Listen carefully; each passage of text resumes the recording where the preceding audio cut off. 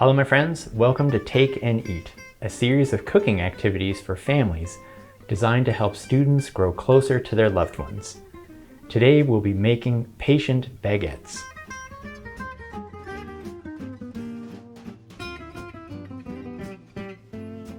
So my friends, today's recipe is relatively simple. It has three parts. So the first part, we're going to mix together our 4 ingredients of bread flour, which is different than regular flour, salt, Fleischmann's traditional yeast, and you'll need 3 cups of water. And I suggest that you get it first because the yeast is really sensitive to temperature. You want it to be around 25 degrees, which is more or less room temperature. So you can run the tap a little bit. It should feel a little warm onto the back side of your hand. And then you just fill it up to 3 cups, and then you can let it sit so that it gets closer to room temperature. Another item that you might need to buy is the parchment paper. Next, we're going to measure out the flour. And a way to do that to help reduce the amount of mess is to have 2 bowls. And what I do is I pour flour without measuring it into 1 bowl, and then you can scoop it from this bowl into the bowl you're going to use for the mixing. And I find that this reduces the mess. So we're going to need 6 3/4 cups of flour. Now, thankfully, this recipe is pretty forgiving. So if it's a little off, because I know some people like to measure with weight, but this recipe, if it's a little off, it will handle it. So I got 2, 3, 4, 5, 6. And then we need our 3/4, half, and our 1/4. Great, now we can set the flour aside and put it in the bag later. Next we need to add 2 teaspoons of salt.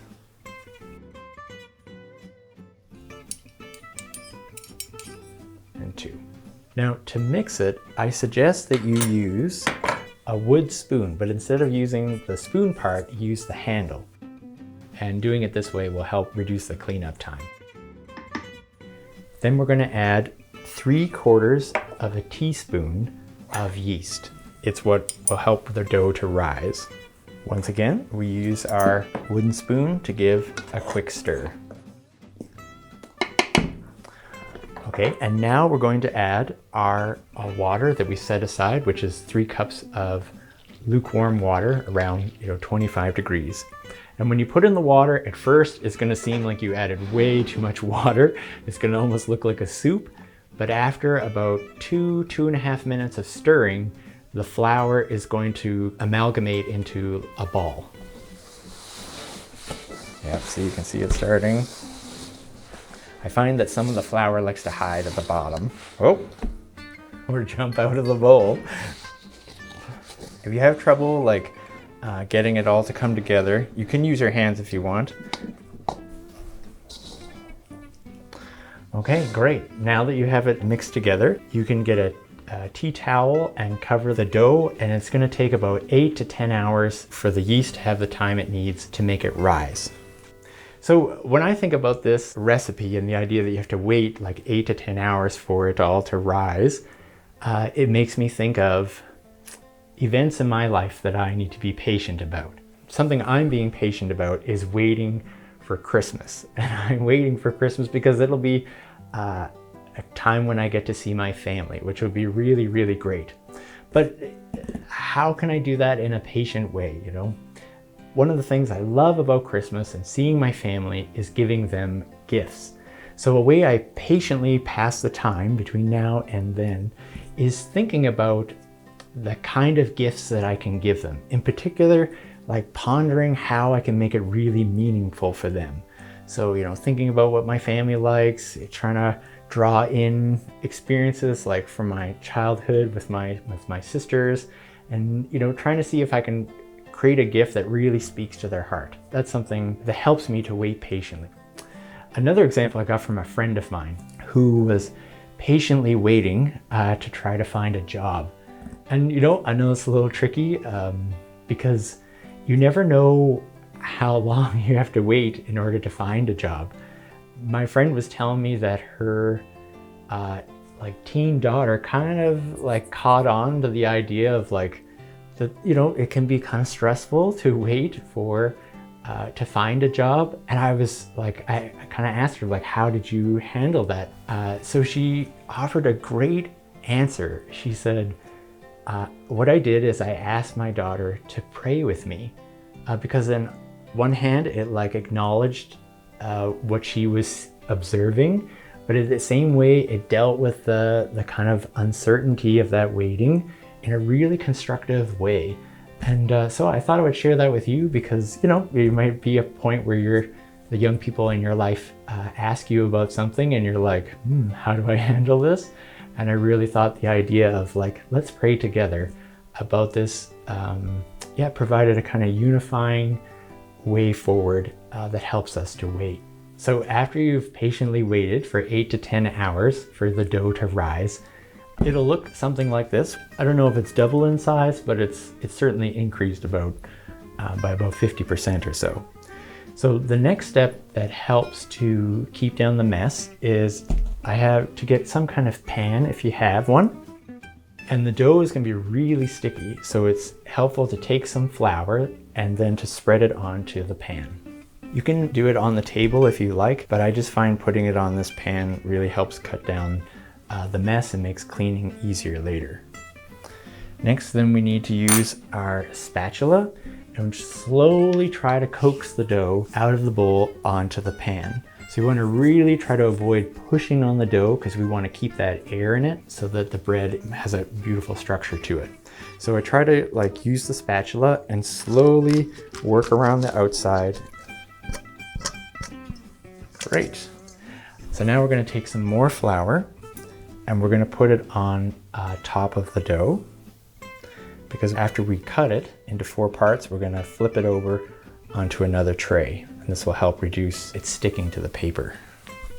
So try to make it into kind of like a square if possible, so that your 4 pieces are of equal size. Okay, I'm happy with that. So now I'm going to get another tray and I'm going to put some parchment paper on top. Okay, so now we're going to try to cut it into 4 pieces. It's probably best to cut it in half first and then the 2 halves half again. And if you find that your knife is sticking, you can put some flour on it and that will help reduce the bread sticking to it. Okay, one more. Okay, there we go. So now what we're going to do is pick up a piece, flip it over so that the excess flour falls off, and then we're going to place it on the tray and then stretch it out. So you're going to put 2 pieces on 1 tray. Flip it over, stretch it out. Great. So once you have your baguettes laid out on your trays, then you put them in the oven at 480 degrees for 25 minutes. And they should come out with a kind of golden crust to them. So my friends, while we wait our 25 minutes for the baguettes to rise, or to cook, I should say, this would be a great opportunity to think about how we could take our time together and make it a gift for other people.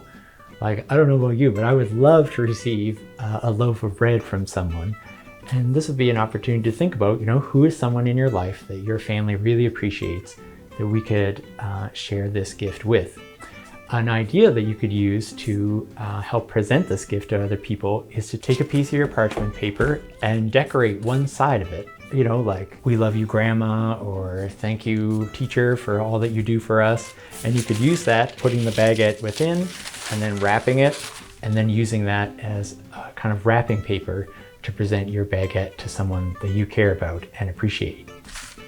And so my friends, our timer, oh, there it is. I love to have a little dance party whenever my baking is done. This is my best dance, my kind of thumbs up dance. Okay, I'm looking forward to seeing how this tastes. The oven is going to be quite hot, so this is the best part for adults to take the baguettes out.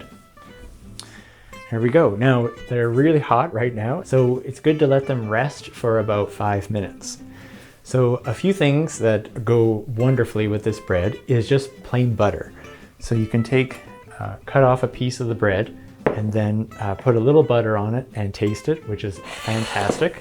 Another lovely option is to take some olive oil and put it on a plate and then add a little bit of balsamic vinegar. And then what you can do is you take a piece of the bread and you dip it in and it just tastes fantastic.